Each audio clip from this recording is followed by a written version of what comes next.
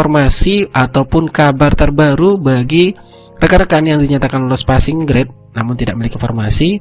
Tentunya untuk informasi yang beberapa waktu yang lalu, yaitu dari Raker Kemendikbud dengan Komisi 10, bahwasanya Kemendikbudristek itu berada di posisi guru honorer yang sudah dinyatakan lolos PG dan tidak memiliki formasi untuk memperjuangkan di formasi tahun 2022 yaitu P3K untuk mendapatkan formasi segera.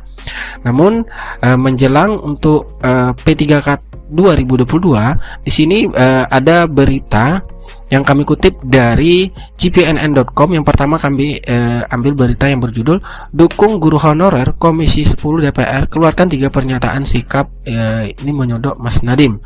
Nah, lihat berita selengkapnya di mana dijelaskan Komisi 10 DPR mendukung perjuangan guru honorer negeri yang lulus passing grade tetapi tanpa formasi. Nah, dukungan ini disampaikan langsung Ketua Komisi 10 DPR Saiful Huda yang didampingi Dede Yusuf, Abdul Fikri Fakih dan M. Nur Purnamasidi saat menerima perwakilan guru honorer yang berdemo.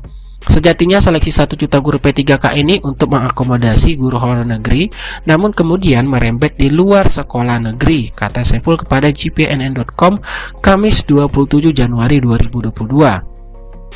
Dia menyebutkan aksi demo berjilid-jilid yang dilakukan Forum Guru Honorer Negeri Lulus Passing Grade Seluruh Indonesia atau disingkat dengan FGHNLPSI itu menunjukkan ketidakpercayaan tenaga pendidik terhadap janji Mendikbudristek Nadiem Makarim. Butuh pengorbanan besar bagi guru honorer untuk demo di Jakarta demi mendapatkan regulasi pengangkatan mereka menjadi P3K. Terhadap aspirasi dan tuntutan yang disampaikan FGHPGSI, lanjutnya Komisi 10 DPR menyampaikan pandangan dan sikap sebagai berikut. Yang pertama yaitu mendesak Kemendikbudristek segera menindaklanjuti keputusan rapat kerja 19 Januari 2022 yang lalu dengan mengkoordinasikannya kepada kementerian atau lembaga terkait. Hasil rakyat tersebut diperkuat dalam bentuk Permendikbudristek atau surat keputusan bersama atau dikenal istilah SKB antara Kemendikbudristek, Kemenpan RB, Kemenq dan juga Kemendagri. Dan yang kedua, dalam hal Permendikbudristek atau SKB sebagaimana angka 1 di atas antara lain memasukkan yaitu A. Substansi pengaturan bahwa guru honorer yang telah mengikuti seleksi P3K 2021 dan lulus passing grade akan mendapatkan formasi tanpa ujian kembali. Yang kedua, kepastian alokasi anggaran gaji dan tunjangan guru P3K bersumber dari APBN dengan skema DAU yang jelas. Dan di sini poin yang ketiganya adalah mendesak pemerintah agar kebijakan-kebijakan seleksi P3K guru dikoordinasikan dan disampaikan dengan baik oleh satu kementerian. Ini agar ada kepastian dan tidak saling bertentangan, terutama dalam hal kepastian anggaran serta formasi P3K di daerah, pungkas Saiful Huda.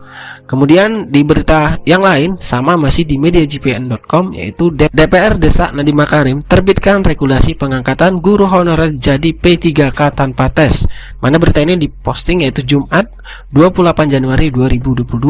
Di mana di sini jelaskan Komisi 10 DPR mendesak Mendikbudristek Nadiem Makarim menerbitkan regulasi untuk mengakomodasi guru-guru honorer yang lulus passing grade tanpa formasi P3K 2021. Ketua Komisi 10 DPR Saiful Huda menyampaikan regulasi berupa Permendikbudristek itu sangat penting agar menjadi payung hukum bagi guru honorer tersebut. Sejak awal kami sudah mengingatkan Mas Nadiem Mendikbudristek akan hal ini. Sekarang kejadian kan banyak guru honorer yang lulus passing grade tetapi tidak lolos P3K karena formasinya terbatas, kata Saiful kepada gpn.com Kamis 27 Januari. Politikus Partai Kebangkitan Bangsa PKB itu menegaskan pernyataan Nadiem dalam rapat kerja Komisi 10 DPR pada 19 Januari itu harus dituangkan dalam regulasi agar tidak terkesan hanya sekedar formalitas dan janji semata. Menurutnya, jika Permendikbudristek dirasa lama, pilihan lainnya berupa surat keputusan bersama atau SKB antara Kemendikbudristek, Kemenpan RB, Kemenq dan juga Kemendagri. SKB ini penting agar semua instansi tidak saling lempar handuk sehingga membuat masalah ini berlarut-larut. Guru honorer yang telah mengikuti seleksi P3K 2021 dan lulus passing grade harus mendapatkan formasi tanpa ujian kembali. Poin itu harus masuk dalam Permendikbudristek atau SKB, tegasnya. Hal pokok lainnya adalah kepastian alokasi anggaran gaji dan tunjangan guru P3K yang bersumber dari APBN dengan skema DAU yang jelas. Kemudian, saya pun melihat masalah P3K guru tahap pertama dan kedua ini ada karena Pemda ragu mengajukan formasi sebanyak-banyaknya.